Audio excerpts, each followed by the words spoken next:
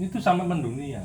Stand up komedi. Iya, sampai komedi. Jadi dalam bentuk stand up komedi maupun teatrikal dan sebagainya. Makanya Jepang itu sebenarnya kayak orang dalam berbagai macam keilmuan, Iya, termasuk Bos peteng bos. termasuk ilmu komedi. Iya. Cuma karena tadi itu ya, mungkin yang menjadi masalah adalah disorientasi hidup yang tidak tersistem sebagaimana kehidupan material. Iya.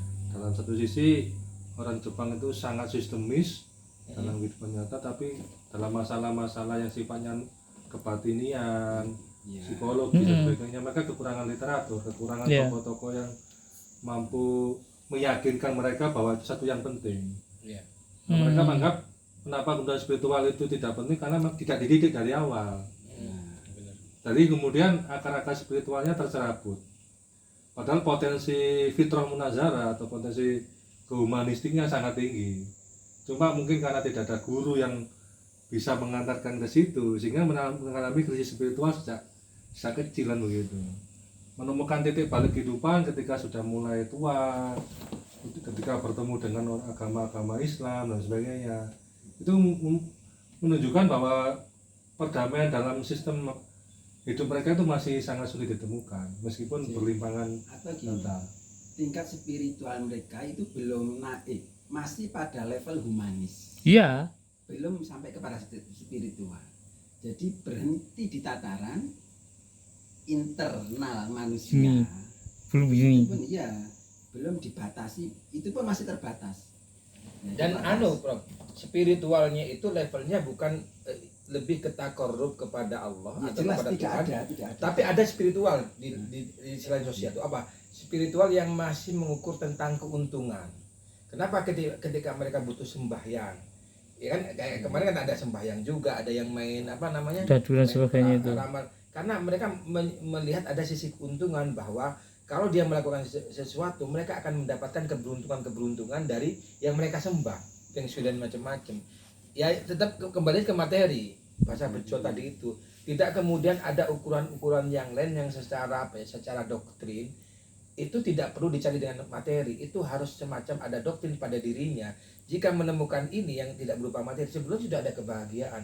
Bagaimana misalnya kepuasannya Pak Anas ketika memberikan sumbangan, itu kan sisi materi. Tidak secara umum tidak memberikan keuntungan kepada dia kan, karena Pak Anas kan memberi orang. Jadi kayak Pak Anas tadi itu sudah di luar nalar ya. Jadi bahasa kasar ya, kenapa mereka hormat? Sampai nganggep kasarnya Pak Anas itu dewa lah kasarnya gitu. Dewa lah, bahasa mereka dewa. Itu tergambarkan pas kita jalan-jalan ada apa patungnya anjing. Kok ada anjing sampai kepada tuanya seperti itu. Itu di Hachiko. Hebat itu sudah anjing sampai di itu kan anjing dewa. Jadi seperti itu. Jadi ada sesuatu yang di luar nalar. Padahal mereka juga punya kekuatan spiritual itu kalau diajarkan. Kalau meminjam bahasanya Mas Bakar itu ya, orang Jepang itu tidak menafikan spiritual ya, tapi pada tataran ainul yakin. Gak ada. Nah, belum sampai situ. Ya, karena mau masuk ke hakul yakinnya itu tidak ada sistem yang dibangun di sana. Sistemnya itu enggak dibangun. Bagaimana bahwa ya zauqiyah tadi, intuisi rasa-rasa itu bisa dibangun. Ya karena memang tidak bisa dihitung. Kalau keberuntungan kan mereka kayak misalnya beberapa orang Cina yang naruh di kawi macam-macam, mereka kan ngitung keberuntungan itu. Dan sedekahnya itu bukan karena dia menolong, karena dia menganggap kalau sedekah ke orang itu akan memberi keberuntungan kepada dia. Jadi sifatnya masih secara materialistik. Dia tidak menemukan yang namanya zauqiyah, rasa bagaimana membahagiakan orang lain, kemudian dia ikut bahagia dan yang lain. Ini sudah bicara tanggung jawab dia. Kalau bukan tanggung jawabnya sudah. Tapi kalau sudah bicara tentang bagaimana tanggung jawab, dia akan lakukan sekuatnya. Kalau memang itu jadi tanggung jawab dia, karena sistemnya dibangun tanggung jawab dari awal. Kalau bisa melihat Mas ya dari perspektif yang modern antar Jepang yang dulu dan sekarang berbeda. Misal kalau yang sekarang itu kan, kalau dulu kan masih banyak kayak mistis dan sebagainya itu. Sekarang ini lebih ke arah punyanya psikologi Freud. Bahwasanya kalau orang beragama itu orang gila, jadi orang beragama itu ya nggak make sense bagi mereka. Mungkin karena itu. Contoh. Sampai dulu, saya pernah lihat beberapa kali di televisi ada peresmian robot macam-macam. Itu proses peresmiannya itu pakai tradisi Jepang. Ya, tradisi itu macam-macam itu. kalau saya melihat itu adalah untuk kesepakatan atau lebih ke arah apa ya, biar ini seremoni meriah, bukan ke arah apa namanya meyakini ya, momen dan sebagainya, kayak biar endorse dan sebagainya itu. Iya. Cuman kayak untuk meyakini bahwa ini mereka menolak sepertinya. Beda dengan zaman dahulu. Zaman dulu di Jepang itu kan kayak mistisnya itu ya kayak kental gitu loh. Kalau sekarang enggak, apalagi dengan adanya teknologi terus perkembangan zaman, ya yang dipakai si Freud itu. Ngapain saya tapi beragama lebih pada itu? endos ya. Iya, Lebih betul. pada, ini ada kesan-kesan budayanya. Ada peresmian dan sebagainya, ada upacara seremonial lah Mas, gitu. Makanya sekarang kayak di beberapa misal sekarang ketika waktu apa namanya musim panas ada perayaan. Kalau dulu di Jepang perayaannya itu ya memang untuk merayakan rasa syukur. Kalau sekarang ada dua, rasa syukur juga, dan yang kedua adalah promosi wisata. Lah seperti itu. Lah yang muda-muda ini nggak sampai yang apa perayaan syukurnya itu. Iya, promosi wisata. Lebih arah promosi wisata dibuktikan dengan apa? Banyak instastory sebagainya. Mereka berpakaian biar eksistensinya ada dan sebagainya itu. Bali akan seperti itu juga lama-lama. Ya bisa saja. Ya, Beberapa Pendowo budaya juga bisa seperti itu. Mana? Kalau kemudian tidak ada generasi muda Gimana? yang betul di Pendowo. Oh iya. Pendowo itu di Kecamatan Bangsal. Ya itu rumah saya. Salah satu pemudanya adalah dia. Iya. Ini nanti apa ini dari bangun teori bisa berjurnal-jurnal juga melebar ternyata Loh, misalnya. iya. Melebar. Ya tinggal lihat dulu sih nanti gimana. Ya, ini kan jadi sebuah apa, bukan sekedar wacana, ini bisa membangun teori pola hidup ya, sosial humanis tanpa spiritual ya. Itu kan Makanya kemarin kan mungkin memang Prof. Adawe itu hasil risetnya dia tentang bagaimana karakter Jepang. orang Jepang ini memang tidak disebarkan. Dia untuk sendiri. Iya, bahannya. Padahal kalau kita mau fotokopi itu penting, pengen kita, maksudnya buat perbandingan iya. apa yang sudah didapatkan Bu Adawiyah yang belum Tapi Mbak didapatkan. Adawiyah nggak sampai ke sini, nggak sampai pada pembicaraan kita. Oh iya, Iya, karena nggak beliau sampai. hanya sisinya lebih ke bil ahwal, Iya, Situ. dakwah. nggak masuk ke psikologi Iya. mental. Dia kemudian kemarin kan tak sentuh ya. Loh, Bu Adawiyah kan punya 800 kepercayaan. Iya, kepercayaan. Itu mestinya ya itu tidak kesulitan untuk menerima kepercayaan yang lain. Aku kemarin mikir, lek saiki model dakwahnya kayak teman-teman yang sanggup, ya Indonesia kalau apa misalnya, kita kalau mau dakwah tentang ekonomi harus lebih kuat ekonominya daripada Jepang. Iya. Kita kalau bicara dakwah tentang teknologi sebagai pendekatan, teknologinya harus lebih kuat daripada Jepang. Misalnya kemarin kita bicara tentang mereka, ya kita siapkan hal yang bersifat ekonomi, pekerjaan, kemudian sains dan yang lain, bahwa kita bisa menyiapkan robot dan yang lain. Ya nggak bisa kalau kita masuknya ke sana, nggak punya modal Pak. Modal awak dewe kan ya iya sok mentalis gitu aja kan, sok psikologi. Kalau Tapi ada jalan pintas namanya. iya nopo. Ada jalan pintas. Nekane dukun mrene. Enggak ada dukun. Iya. Sama jenis Probolinggo itu. Pak Gopar Pak gitu. Ya, Gopar. Jadi ini kan saya yakin nggak banyak tabib, Benar. nggak banyak tabib. Benar di Clifford Curtis ini. Nah, nggak banyak tabib. Jadi ketika mereka biasanya ke dokter, kemudian didoai, jret kok sembuh, loh kok bisa? Ini yang menyembuhkan Allah. Itu apa namanya? Pasti penasaran mereka. Ya, siapa Allah itu? Iya. Siapa Allah dan seterusnya. Bisa Kayak masuk. tadi. Masuk. Ya. Karena Kalau mereka itu memang Mas, itu memang pendapatnya Clifford Curtis ya. Jadi dalam bukunya ya banyak buku lah dalam Islam Observe ya. Itu disebut dengan Pacific Penetration. Penetrasi Pasifik. Pasifik itu mengacu kepada Samudra Pasifik. Samudra Pasifik itu kan mananya lautan teduh tapi sangat ganas. Iya, gemuruhnya di Jadi bawah.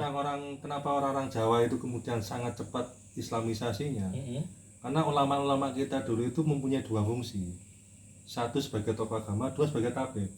Nah, sekarang ini ulama-ulama Indonesia itu hanya tokoh agama, bukan Tapi tabib. bukan. Bukan tabib. Itu yang hilang dari karisma kiai-kiai Indonesia saat ini. Yang kemudian mobilisasi ketaatannya kepada kiai mulai meluntur. Kalau dulu memang ada tabib. Dan kalau ada tabib, itu tabibnya sudah nggak kayak dulu. Orientasinya sudah orientasi materi, sok-sok tabib. Iya. Padahal karena dia menyebutkan keberuntungan saja, Kalau tidak tabib punya dianggap mistis, kemudian apa dan sebagainya gitu. Jadi nggak kuat. Sudah ada oknum dan hal-hal seperti itu sudah dikabulkan dengan sesuatu yang bid'ah. Padahal dari satu sisi hal-hal itu memang salah satu kepercayaan kepada seorang ulama yang punya kekuatan-kekuatan di bidang itu, murni dari doa. Dan itu di Jepang itu mudah diterima. Buktinya yang kita ke Kelenteng ini apa sih ini? Ya, Tempel. Itu di pinggir jalan kan ada gambar itu, ya kan? Gambar terus ada ilustrasi. Kenapa ini awalnya adalah petani yang kemudian menemukan apa jenis arcanya. Iya, arca Buddha, arca itu Buddha. dipegang oleh Pak siapa Pak Mas Pak Tris, Tris ya. Pak Tris, ya.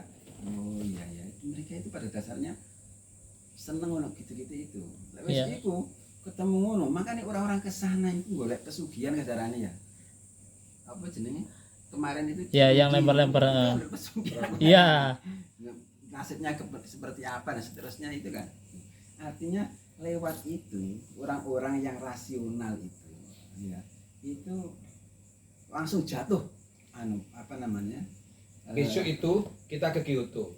Di Kyoto itu ada beberapa tempel yang punya air mancur. Dan mereka percaya air mancur itu kalau diminum membuat mereka awet muda dan memberikan keberuntungan. Dan itu banyak ya kayak gitu. Maksudnya yang minum-minum di salah satu tempel di Kyoto. Besok itu. Makanya benar ada sisi itu, tapi mereka lihatnya dari sisi keberuntungan saja. Ini bisa membuat mereka begini, bukan yang dari sisi tadi loh, pembangunan kesenangan mental. Jadi kalau itu kemudian tidak tercapai ya sudah, kayaknya nggak ada asarnya sama sekali. Jadi Hanya pendakwahnya itu ketika kemudian sudah berhasil kasarannya membuat orang awet muda, membuat orang sembuh, harus menjelaskan, ditambahi kita berdoa kepada Allah. Misalkan, mari kita berdoa kepada Allah walaupun dia punya terapi sendiri. Iya. Nah, itu nanti akan membangun keyakinan. Nah ini, iya. jadi pertanyaan saya kembali kepada model dakwah Rasulullah. Ketika Rasulullah memberikan fadilah beberapa hal yang berkaitan dengan syariat, itu pasti ada pangsa pasar yang dituju oleh Rasulullah. Misalnya kalau orang sebenarnya segini puasanya maka dia akan diampuni sekian tahun. Dia akan punya seperti itu. Karena ada orang yang sifatnya masih harus dimotivasi dengan sesuatu yang materialistik. Dia mendapatkan ini nanti di surga, bidadarinya sekian, dia akan diampuni selama 1 tahun, rezekinya tidak akan habis dan yang lainnya. Itu kan masih materialistik. Yeah. Jadi support-supportnya seperti itu. Kalau bagi orang-orang yang sudah dekat dengan Allah, nggak ngurus itu sudah. Ya sudah, ya urusan dikir saja tanpa kemudian mengambil. Tapi memang ada sisi orang-orang yang perlu disupport dengan iming-iming seperti itu. Iya.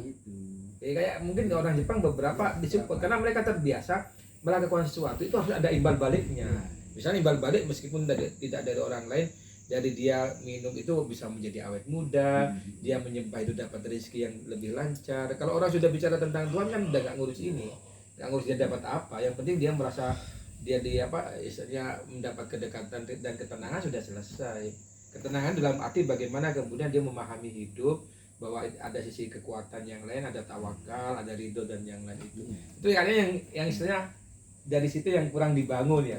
Kalau yang lain itu kan dia berbuat baik iya, punya spiritual iya, tapi levelnya itu masih kalau level. kita masuk, kalau orang berdakwah masuk secara rasional itu bisa tapi lama, karena mereka sudah punya sistem berpikir yang lebih rasional. Lebih rasional. Dan mereka dalam hal implementasi kehidupan, interaksi, tanggung jawab macam-macam. Jangan bisa-bisa yang ngajari itu kalah dengan yang diajar. Nguyai Segoro. Ya tadi itu guys sekarang. Nah, iya aku mikirnya ini Indonesia ngomong dakwah tapi kemudian dakwahnya harus kemudian membuktikan bahwa Islam lebih bisa daripada dia dalam hal teknologi, ekonomi dan yang lain. Dia mundur Pak Indonesia. Dan yang Malaysia fondasinya yang butuhkan pendekatan filosofis daripada dialogis. Nanti dialogis itu membuka pintu dakwah, tapi intinya adalah filosofis tadi itu, kebermaknaan. Tauqiyah rasa itu yang harus dalam kehidupan sehari-hari mereka tidak menemukan di kota-kota yang lain itu. Ya itu sisi itunya yang kita bisa masuk. Bukan sisi kita bahwa lebih bisa dari dia, bahwa Islam itu lebih bisa dari dia sehingga dia harus ikut kita. Misalnya ekonomi yang saya katakan, yang dicirikan buat apa gitu. Kita buat kayak gini, ekonomi seperti ini, kemudian kita bangun koperasi, kita sekolahkan mereka teknologi, bahwa Islam bisa seperti itu. Iya bagi yang punya modal, Pak. Nggak ada modal. Ada yang ngomong ke ya itu hanya untuk eksistensi aja bahwa Islam ada di Jepang. Oh, kalau hanya representasi ekonomi. Ya buktinya yang lebih substansial kan sebenarnya kan bukan itu. Filosofis tadi itu. Ya karena memang kalau kita lihat kalau di apa ya katakanlah kita tahu prosentase, ya tadi itu penting. Kenapa orang Islam masuk Jepang masuk Islam? Di prosentase saja. Oh yang karena ini sekian persen. Dari situ kan kelihatan. Oh kebutuhannya ternyata di perspektif ini. Iya bisa jadi ada yang karena faktor ekonomi bisa. Tapi kan minim banget. Kalau di Indonesia mayoritas barangkali. Makanya orang-orang non muslim macam-macam ngasih dulu bingkisan, beras macam-macam karena dibantu secara ekonomi, akhirnya mereka tertarik dengan agama itu. Kalau dek ini dibantu kayak ngono-ngono ya kayak kan. Ini sih dibantu malah. Kayak mau mereka sudah siap Soalnya untuk dunia kan sendiri. tradisi belajar mereka memang sangat tinggi ya. Memang Tidak membuat ketergantungan ke orang lain. harus ditemukan dengan tangan sendiri, dengan Iya. mata kepala sendiri. Iya. Iya, sampai masuk kepada pikiran mereka. Jadi nang Nabi Muhammad punya makam sampai pergi ke Arab Kan Saudi dan sebagainya. mungkin ya sederhana yang terjadi pada orang yang sakit yang dianu sakjane wong sing sakit itu tidak tanggung jawab dia akan tua akan sakit harusnya punya tabungan. Sebenarnya kan gitu kan. Nah ini ke orang sakit tapi sing nanggung wong liya.